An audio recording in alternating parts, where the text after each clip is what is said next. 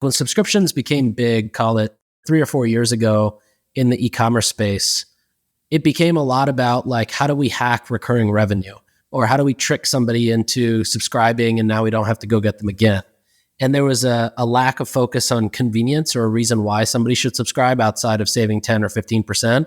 And a lot of the talks that I saw at Sub Summit were really about like bringing convenience back, whether that is something as simple as, you don't want to run out of shaving cream or you don't want to lug, a case of water up your driveway and into your house.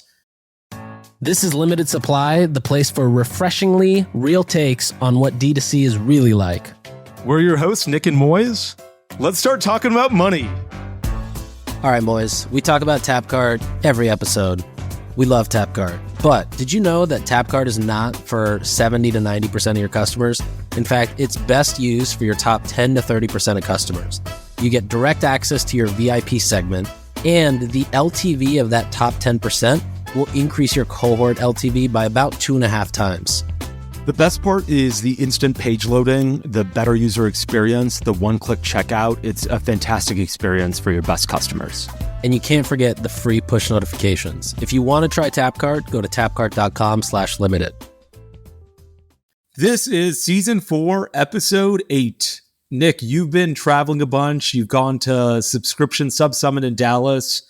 I know we caught up a little bit after the Commerce Summit in New York, but we really didn't get to talk about that on the pod. So I'm excited to talk about both those things. Yeah, I'm pumped. I've got a couple other things as well as a quick recap from an event we both went to, Commerce Summit. Yeah. So yeah, where should we start?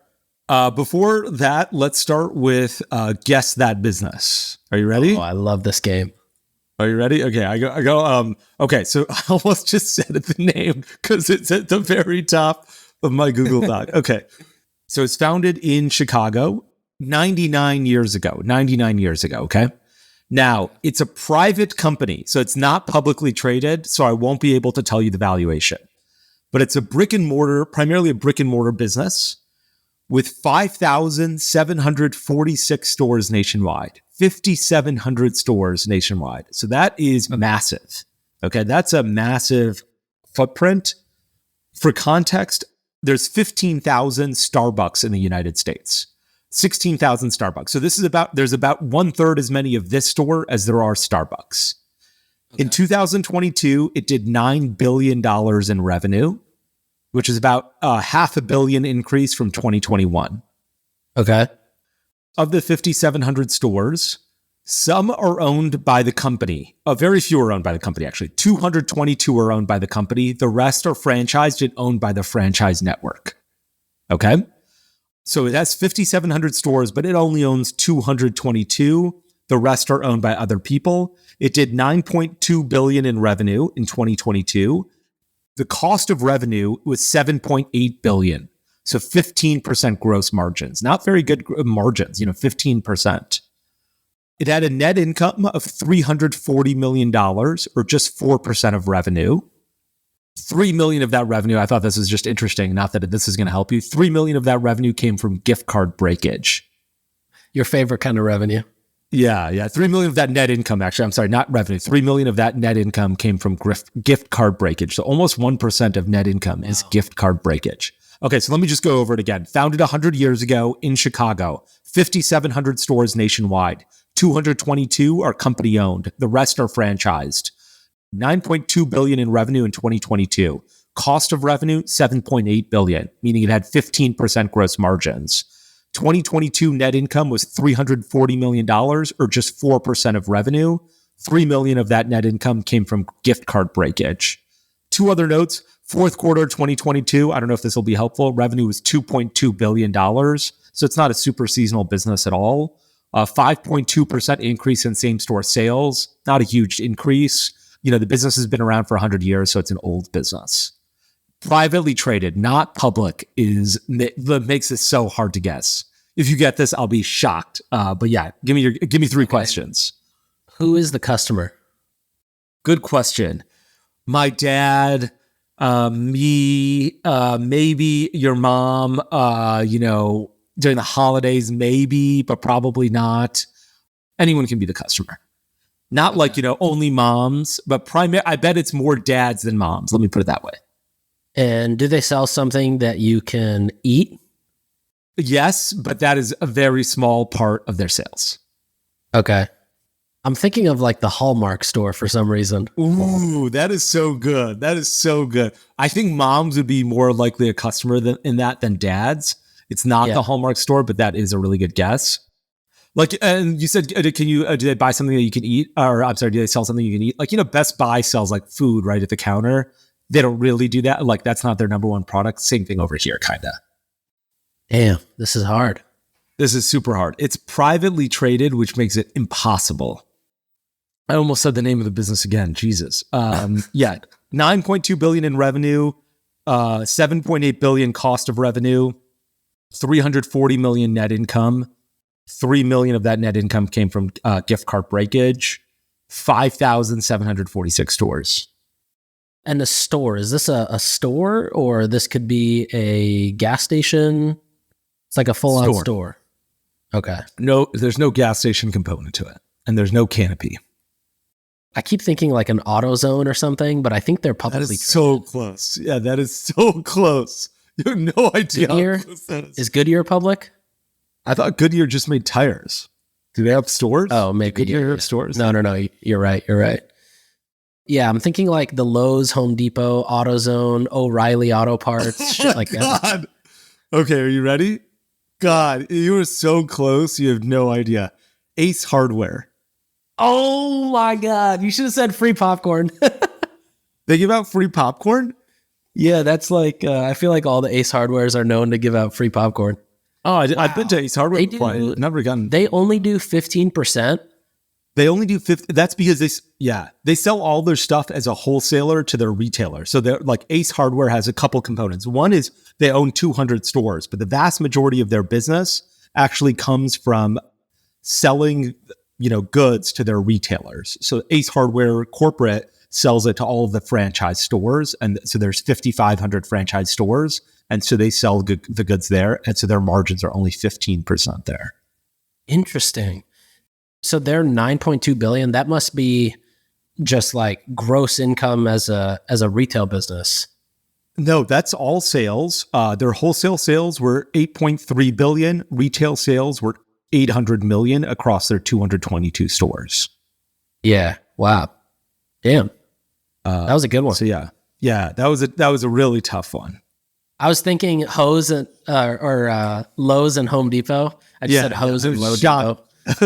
I'm shocked at how close you got. Anyway, I thought that was a fun one. Okay, let's switch to your topics. Tell me about Sub Summit in Dallas. Okay, Sub Summit. I don't think there's too many takeaways there. The biggest thing I think is, one was I think a lot of people were talking about how subscription used to be something like when subscriptions became big, call it 3 or 4 years ago in the e-commerce space, meaning like everybody had a subscription component to their site. It became a lot about like, how do we hack recurring revenue? Or how do we trick somebody into subscribing and now we don't have to go get them again? And there was a lack of focus on convenience or a reason why somebody should subscribe outside of saving 10 or 15%. And a lot of the talks that I saw at Sub Summit were really about like bringing convenience back, whether that is something as simple as, you don't want to run out of shaving cream or you don't want to lug, a case of water up your driveway and into your house. But a lot of it was basically coming back to convenience. That was probably my biggest takeaway. Not that I think it was anything too groundbreaking, but I think the convenience thing was really hammered home. The way we've sold it, or like, when Native did it back in 2015 was, yes, we're trying to sell you convenience at the benefit of our LTV. There's two things that I think about that. One is, I think, you mentioned subscriptions became big 3 or 4 years ago. I think they actually became big like 10 years ago, or like, that's when they were really starting to blow up. And early on, I think that everyone had the benefit of being like, look, I do want to subscribe to Dollar Shave Club Blades because this is great. Or I want to subscribe to Time Magazine. But after, I don't know what it was, but at some point, everyone realized once I subscribe, it's fucking impossible to unsubscribe. And so I don't, even if the company makes it kind of easy, it's still a pain in the ass to be like, I've got to remember my password for what this deodorant business's website on my mobile phone, I have no idea what my password is. And it had to be changed at some point because, my other password is hacked. So now I've got 400 different passwords and I don't remember what they all are. And I got to navigate towards subscriptions and then find subscription and then it just became such a pain in the butt that no one wanted to do it. So even though we were selling convenience, I think the inconvenience of unsubscribing overwhelmed everybody. I think at Native, a couple things that we did was one, we told everyone buy every 2 months. And we quickly realized that every 2 months was too much of a frequency, but it was really hard to get the frequency right because if you were a guy, there was a guy, one of my friends would be like, I use a stick of Native every month. And I'm like, Jesus, you're going through one stick every month. Like he's like, I shower twice a day because I go to the gym. I'm a big guy. I work out a lot. I've got a lot of surface area under my arms. So every month is right for me. We'd have some women who'd go 8 months, but without before they had to buy another stick. And so it became really difficult for us to figure out that frequency. And that made our business more difficult. And I didn't invest a lot of time or resources into figuring it out, but we pitched a 2-month frequency for my convenience more than the consumer's convenience, which probably isn't a good thing to admit. And then the other thing I noticed when we were doing subscriptions in Native is the cost of getting people to subscribe was so high. Everyone was so afraid of afraid of how hard you make it to churn.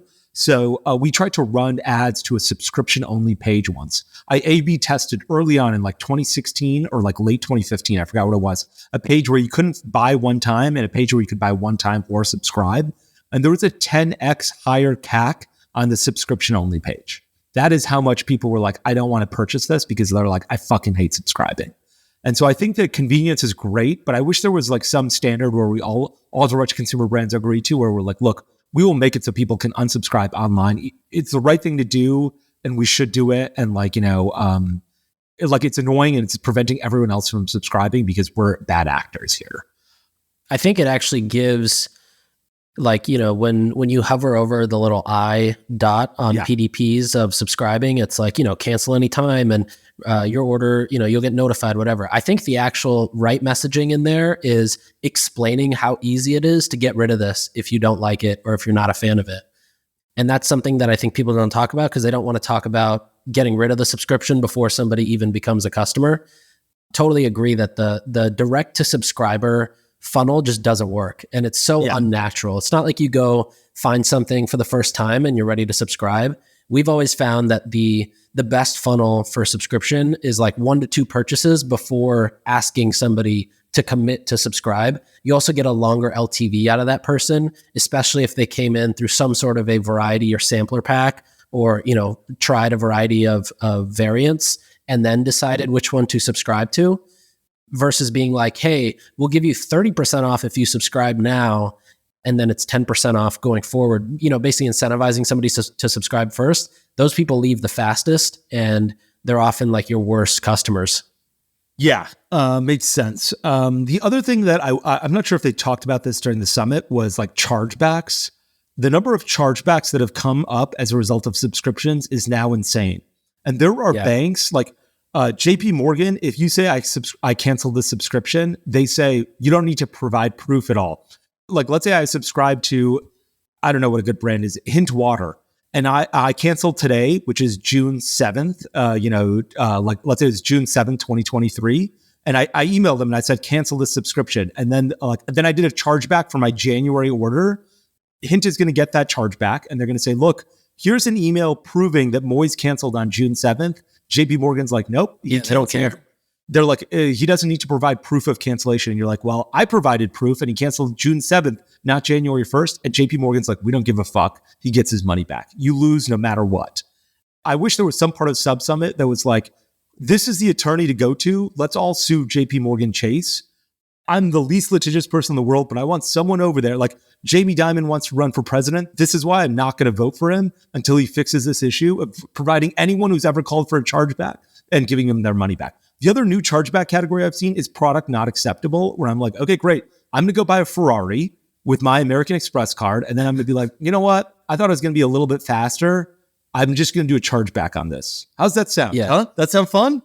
Of course, that's not acceptable. You can't just do chargebacks for product not acceptable. And if banks are going to let people win that, I'm going to start doing that on Ferraris. The chargeback thing is ridiculous. And it's, last episode we were talking about what would a direct-to-consumer lobbyist help with? I think this is one of those things. Yeah. chargebacks are insane too, because like we've seen chargebacks where the product is delivered and there's even FedEx has a photo of the product delivered and somebody says, nope, never arrived. And then the bank just they don't do anything. And it's almost like a waste of a step when they're like, you want to respond to the chargeback. Like, what's the point? We're just going to get dinged and then Stripe's going to see that and they're going to get pissed. We're going to lose our product because it's already shipped and landed there and we have to give money back. It's insane. Yeah, and we've got this $25 fee, and the FedEx driver has a fucking selfie handing over the package to the goddamn customer, Yeah. and like this, and there's still a goddamn, like, we still lose it because they're like, I didn't receive the product. It's unbelievable. So I wish somebody talked a little bit more about that, because I feel like with subscriptions, like, people are always like, oh man, I don't want this product anymore. Yes, I got an email where I could unsubscribe. Yes, I subscribed and it was very clear, but I still don't want it. I decided after the fact. I didn't do anything when I could have done something. So now I'm going to blame it on the company's doorstep, or I'm going to lay it on the company's doorstep. And the bank is like, well, we don't care who, we're not going to eat it. And we want you, the customer, is the, customer of our credit card. So we're going to just they want to keep them happy. Yeah. I'm surprised. I wish they'd talk more about that. But you hosted a dinner there at Carbone. Is that right? Yeah. Yeah. We hosted a Carbone dinner. Yeah. Which turned out amazing. That's awesome. Any fun people come?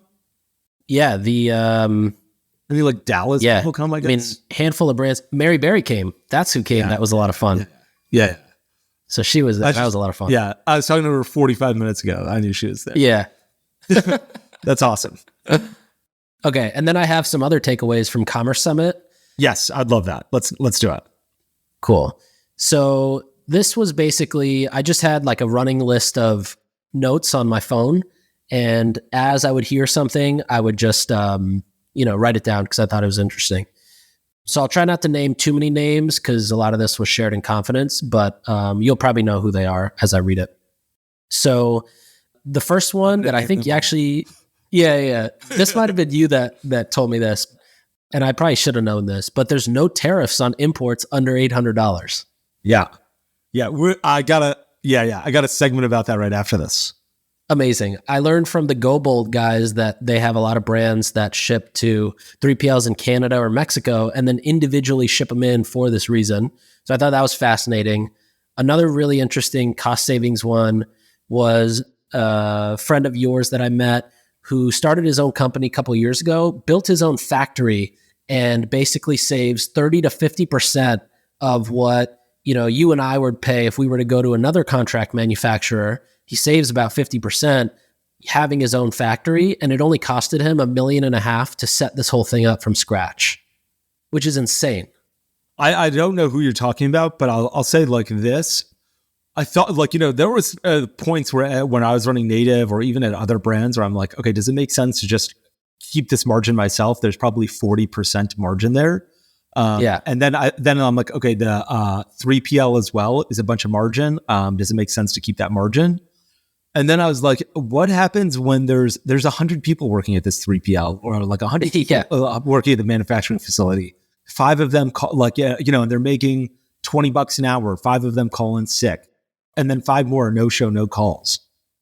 If someone does that to me, and I've now got to manage 100 people, like the worst thing I am is the worst manager in the world. I may be a bad friend, a bad brother, a bad son, but the worst thing I'm at is being a manager, and I don't want to manage 100 people. And so I think that I was willing to give up that margin, but that's really interesting that this guy has a 40 to 50% margin like that, or gets that margin from. But he's at a big scale too, so it makes a lot more sense. He is, yeah. So I think it makes sense at his scale. He's I think 50 million plus. Which makes sense for him. I mean, if his COGS are, 20 million, that would normally be 40. Yeah. So it works out well. Another one that I thought along with cost savings was basically like when you sell a company to a strategic that has, let's take Native and Procter and Gamble, selling it where there's cost savings alignment versus just the same customer alignment. Like I think a lot in D2C, a lot of us talk about, we should sell where it makes sense for them to use our customer list or their customer list or, swap customer, whatever it may be. But, this person said basically sell where the alignment is actually in the COGS going lower. So if you sell native and they have another deodorant brand, it makes it a lot cheaper for them to produce native, whether it's with the other products or just deodorant, and get those out and still keep the distribution at a higher margin. That's surprising to hear that somebody said that. I think I know who it was. Oh, okay. Well, you just texted it to me, so I got it. I didn't experience that at all at Native, and I almost like everywhere I went, I didn't.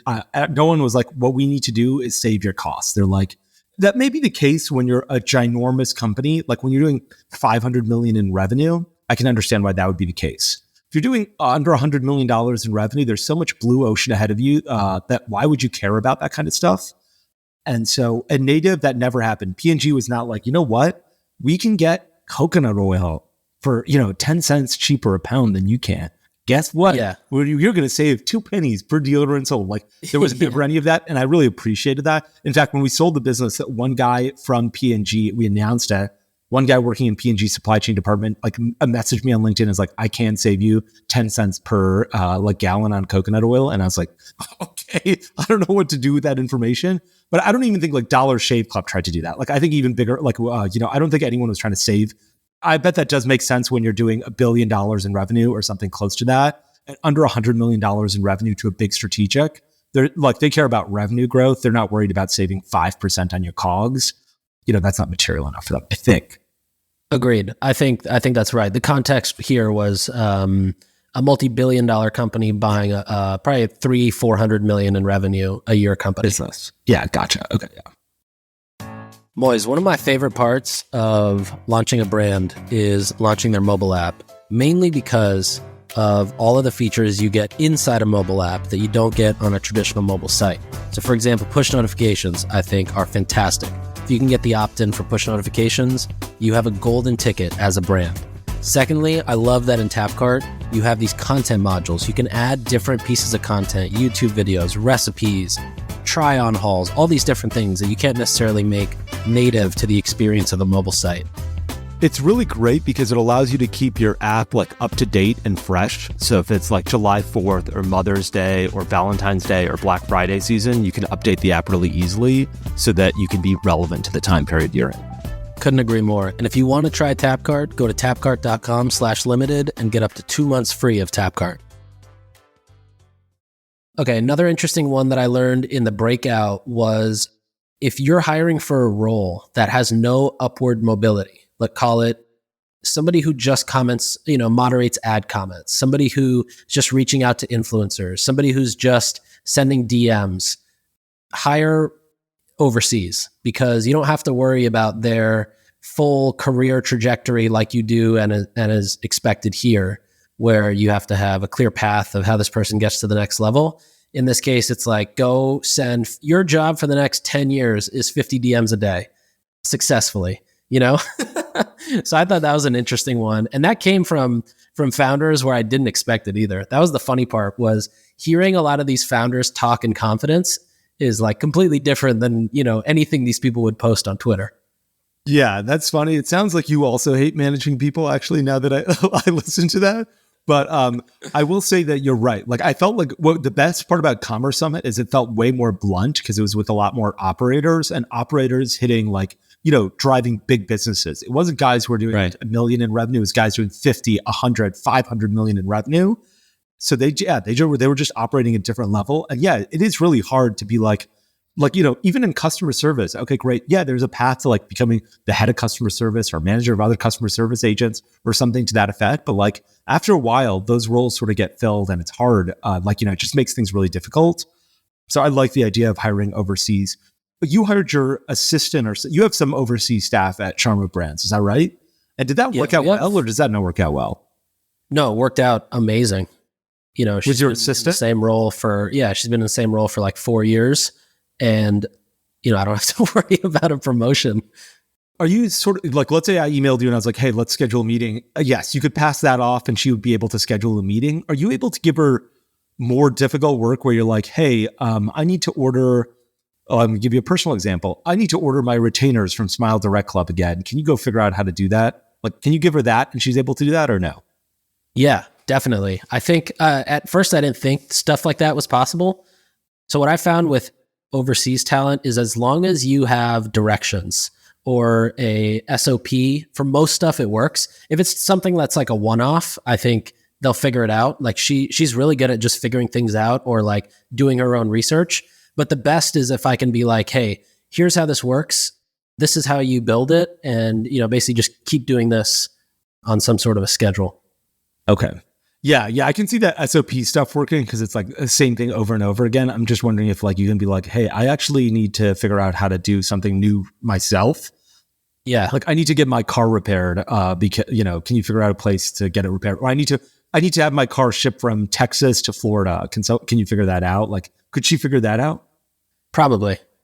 Okay. I would think that's so. Pretty impressive. Okay. That's pretty impressive. Okay. Sorry to take you off on a tangent. No, you're good. We'll get your car figured out. Okay, another one is, and this comes from Ben. We heard this from Ben on the last season, but gross revenue or just revenue is such an irrelevant number. You have to understand, what does every dollar or every order, what does that mean for the cost of time when it comes to picking and packing? Customers, one order generates, how many customer service tickets? 0.2, 0.3 tickets, 0.25 tickets, and basically, and then even including returns and any other costs that come, that is the number you look at, not revenue. And you scale everything according to that. If you're spending on dollars, you spend into that number versus spending into gross revenue. That's something that I think when people talk about it, it makes a lot of sense. But just hearing it again from Ben and how he thinks about it was probably one of my favorite takeaways. That's so important to hear again. And I couldn't agree more with that. It helps you in so many ways. Like it's not just a revenue thing, but it's a size of, like for instance, if you're going to double your ad spend and you think that's going to increase your sales by 80%, let's say you're going to go from 100,000 a month to 180,000 a month by doubling your ad spend. Well, if that means that you get 180,000 orders, let's say every order is just $1, you have 20% of your orders result in tickets. You need to staff up your customer service team now too, because you've got, 4x the number of tickets or whatever it is, or like, an extra 80% the number of tickets rather. So like, you've got to get on top of that kind of stuff. And it really gives you a good idea of like, okay, if I increase my spend, what are the ramifications at every other stage of my business that I need to be ready for? I can't just think, okay, I increased my spend 100%. I've increased revenue. You got to increase your customer service team. Maybe you got to get more boats. Maybe you got to get more containers in stock. You got to do all this kind of stuff. And I love it when Ben says it. He explains it so clearly. And so like, you just realize that the KPI is not just revenue. It's everything that falls as a result of revenue.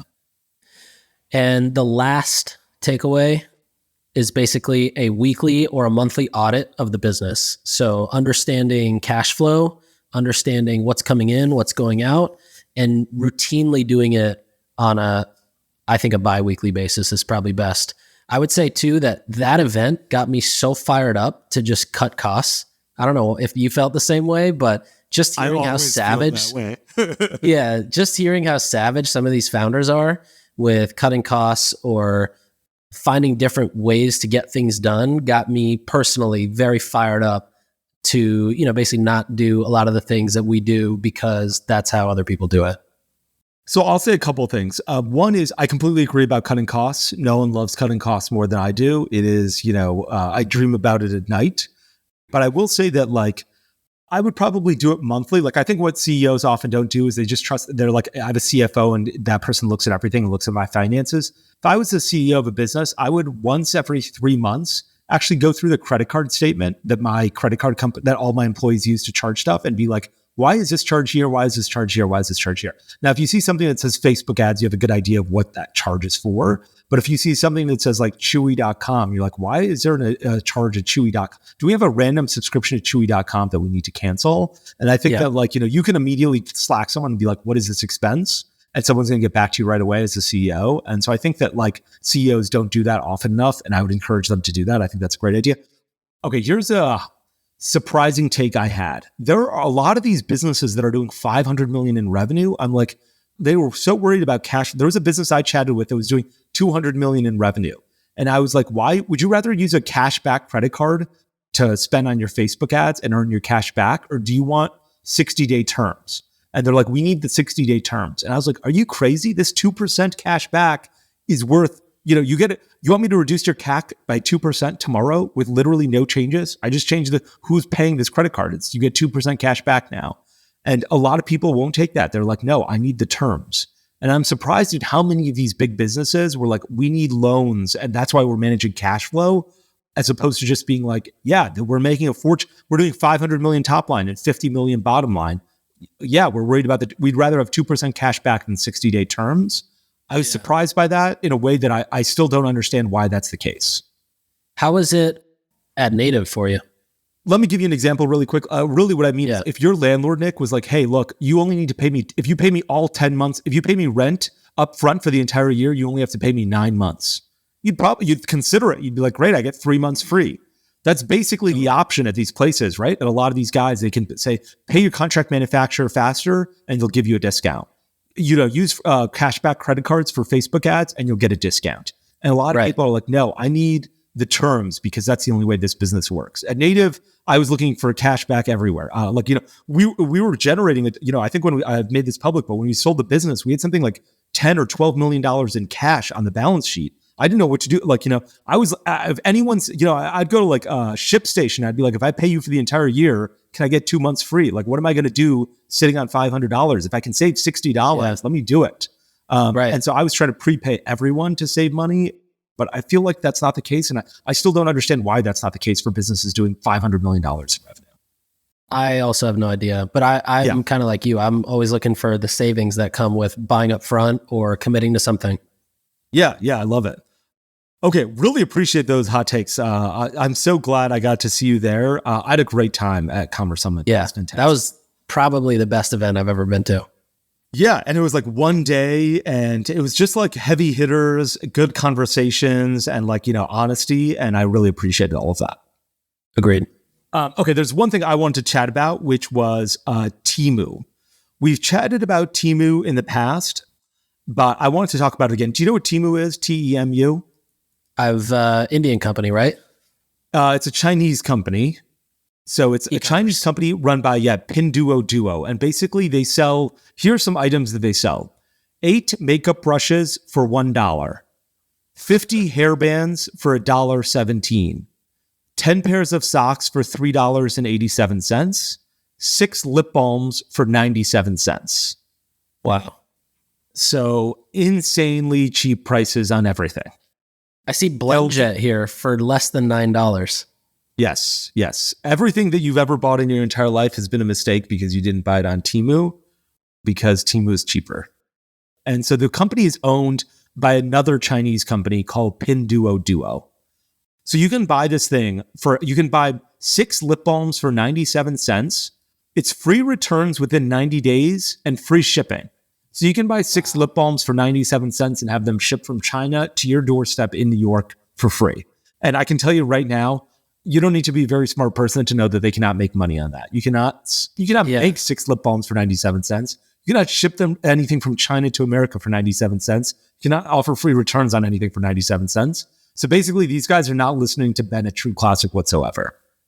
Yeah. But they are getting a lot of subsidies. And I wanted to talk about the subsidies that this company is getting. And before I talk about the subsidies, maybe I can talk to you a little bit about the size of this business. They ran a couple Super Bowl ads this last Super Bowl. And in this year, Temu says that they will spend $1.4 billion on advertising campaigns in the United States. Wow. Next year, they intend to spend $4.3 billion in advertising in the United States. For context, that makes them certainly within the ballpark of Procter & Gamble, who I believe is the largest advertiser in the world right now. So they're spending, I think, about half or something around that amount in ads for Temu as Procter & Gamble is doing for all of their brands.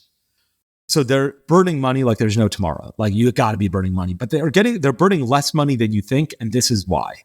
One is they're getting subsidies from shipping carriers. They're shipping most of their packages from Guangzhou, China. And there was this article in Wired magazine that was talking about this. This is how I know this.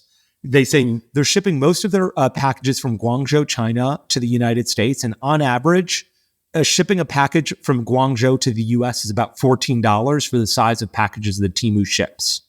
But Temu actually went to their carrier, like their UPS in China, called J&T Express, and said, look, we're a huge buyer of your services. We need you to eat some of this cost because we cannot afford to send 97 cents lip balm, buy the lip balm, send it to an American and pay $14 in shipping. So J&T Express pays about $5 per shipment or subsidizes the shipment by about $5. So Temu only has to pay $9 to $10. Wow. The other thing that they do is they go to manufacturers, and once they start scaling with a manufacturer, they say, hey, we need you to bring down your prices. You're selling 6 lip balms to us for $1.97. Now we need them for 73 cents. We're selling 1 billion of them. You know you can't sell 1 billion. You tried to sell them on Amazon yourself before. They go to this manufacturer, like, we tried to sell them on Amazon. We started ads saying, free lip balm, give us 5-star review on Amazon. We started paying people for 5-star reviews on Amazon, and Amazon caught us and banned our product. And these poor guys didn't even know what they were doing was wrong, because in China, that's perfectly fine. So they're like, we thought we were operating okay, all right, and we didn't. So we're not able to sell on Amazon anymore. So the Temu guy says, look, we're selling 1 billion of your lip balms. Without us, you'd be selling 100 million. With us, you're selling 1 billion. So you were selling it at $1.73 to us before. Now we need it for 73 cents. And the manufacturer's like, well, I can either sell 100 million next year, or I can sell 1.1 billion. If I sell 1.1 billion, I'll probably make zero. But at least I sold 1.1 billion. And I keep my factory going. So a lot of times the manufacturers take a loss on this stuff.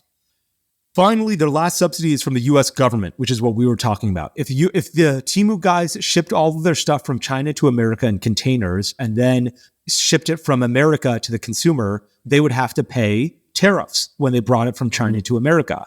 Since they're shipping it directly from China to an American, they don't have to pay tariffs.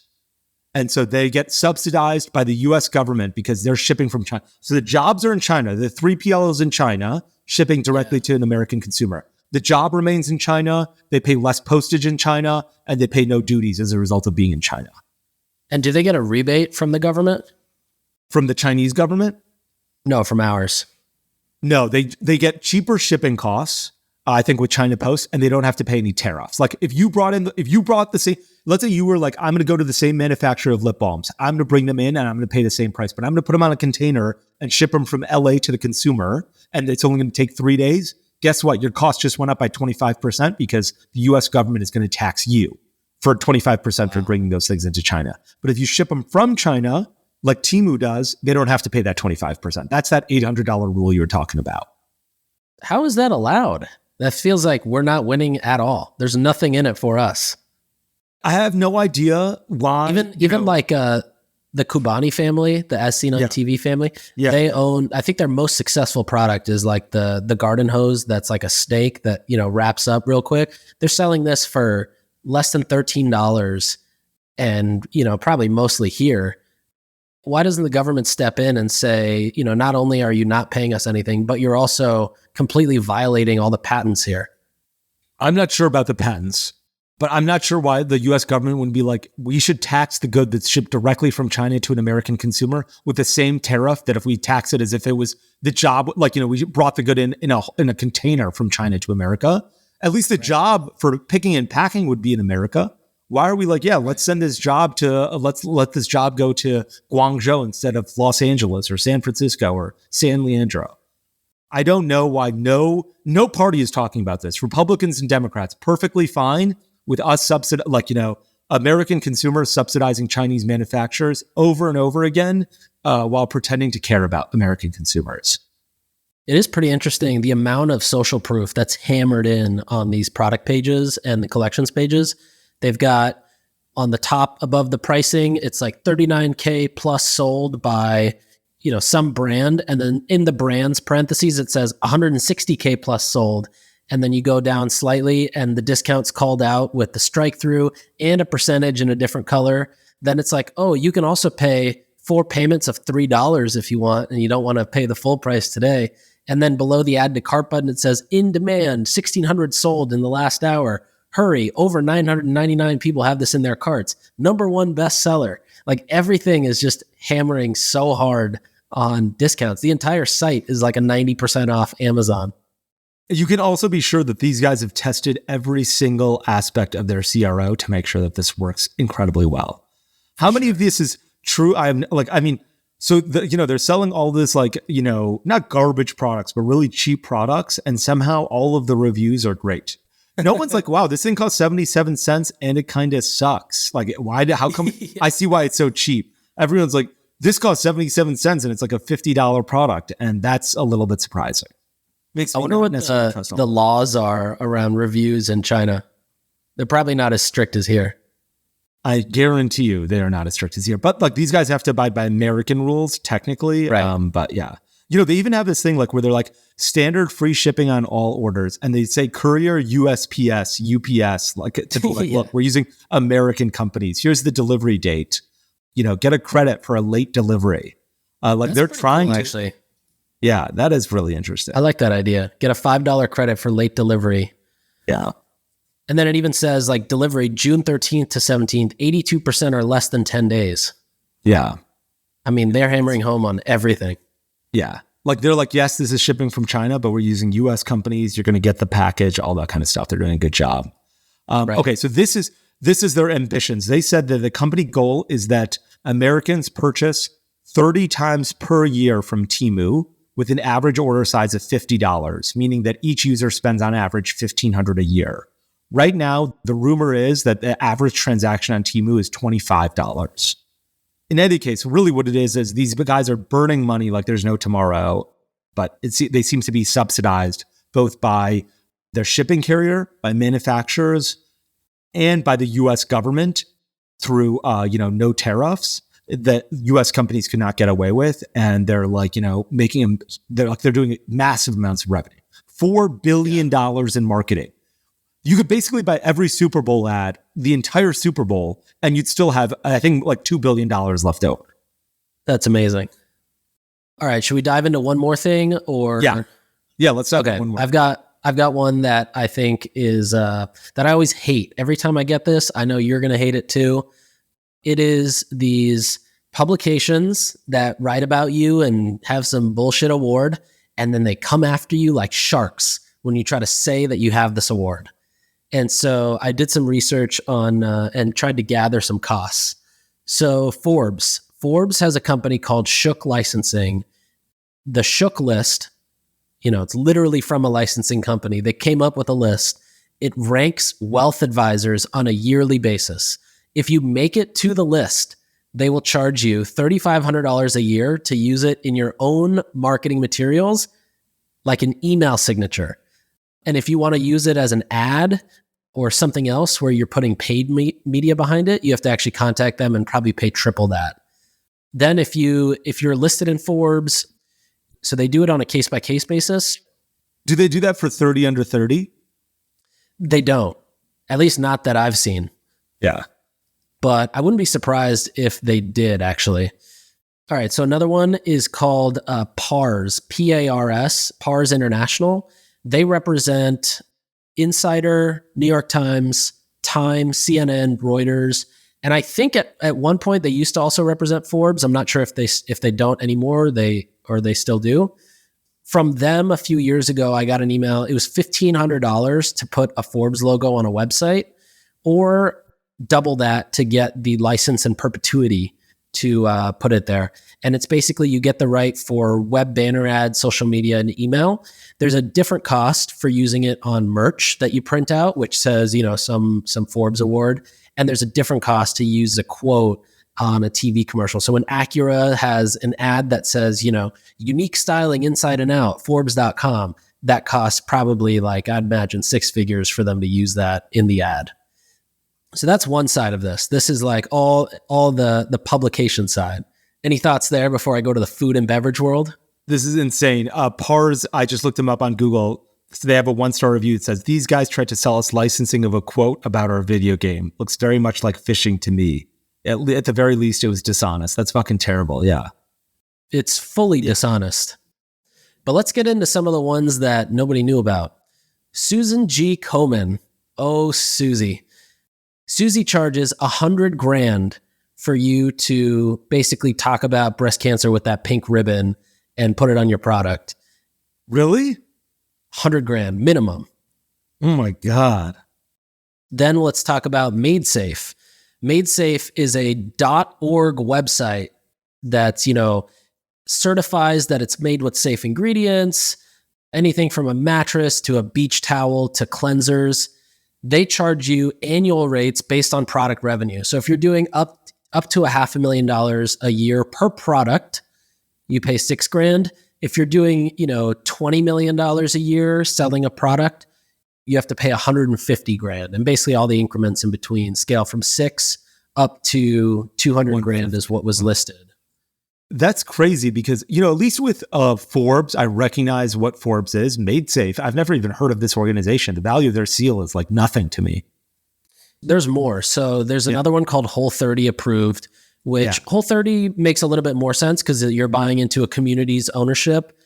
They're, I think, mid 5 figures. The one that shocked me the most was Beverage Testing Institute, which we've talked about before. They charge you to basically give a high score and then another charge to use that high score in an ad and run ads with that. I think they're the guys who give like the silver medal or gold medal at like, the World Spirits competition or something like that. There's a double gold, which I've never heard of before I got into spirits. And I'd never seen any company get less than silver. I could have peed in a bottle and given it to them and they would have been like silver. Yeah, you would have been silver. silver medal here. Yeah. So some of the other ones, B Corp, that's $1,000 a year, which I don't think that's actually ridiculous because you have to go through a bunch of testing for that. But all the other ones, Fair Trade certified, triple B rating, USDA organic, protected harvest, Green America certified business. Rainforest Alliance certified is basically you have to pay per pound of product that you sell, and then they will just certify you as Rainforest Alliance certified. Allure is the same way. Like you can win and Allure is maybe the most important one of these. Like you win the Allure award, they're like, great, you want to use our logo, you got to pay us.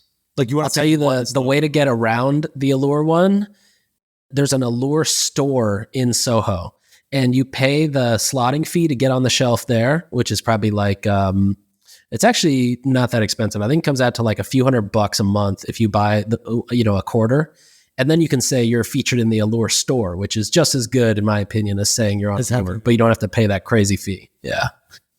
It is pretty nuts. I remember Sam Parr once tweeted, I got this email as well, but Sam Parr once tweeted a long time ago. He's like, someone just emailed me and said that they have like the list of like the 30 most up and coming people in like the United States in entrepreneurship by the LA Times. And they're like, it's only $1,200 to be on that. It wasn't the LA Times, it's somebody else. Like, it's $1,200 to be on this list. I also got that email. He tweeted about it. And I was like, look at this.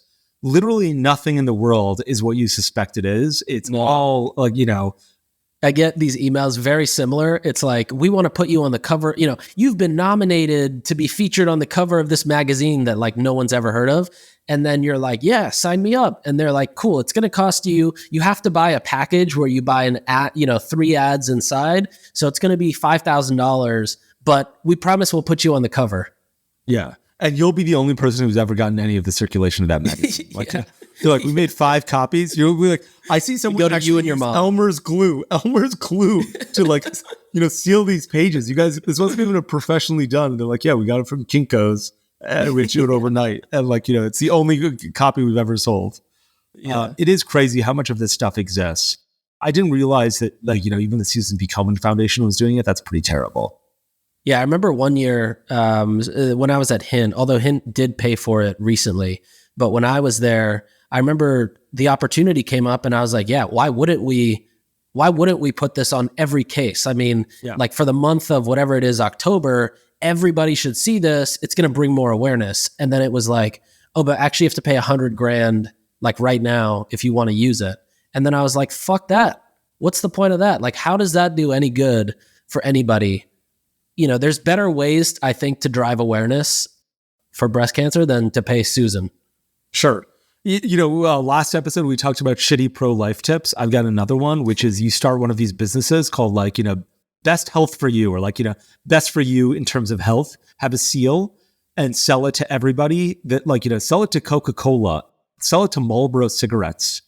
Everyone who will be like, okay, great. This says best for you in health seal. It only cost me $10,000, and it's on this cigarette package now because that's how much these seals are worth at this point. They have virtually no brand integrity because everything, like, they're all available for sale. Yeah, fully agreed. Most of them, I think, are all bullshit.